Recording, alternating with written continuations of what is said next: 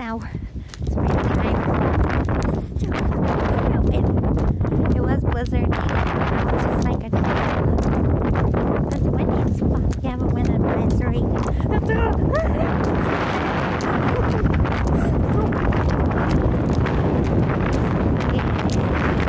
like walking in it. I just don't know how to fucking go right now. So sick of it. Where the fuck is this fucking sun? I remember what it looks like, but I don't remember what it feels like. I should unlock my car.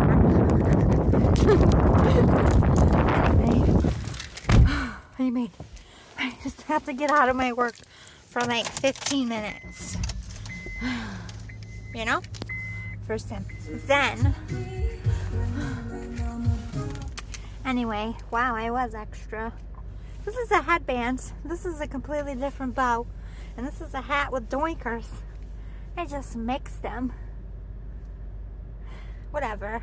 Oh, wanna play with my balls? Anyway. Hey! My balls are up here! So now you can look me in the eye. Dad jokes. I'm sorry. Have a good day. Love you guys.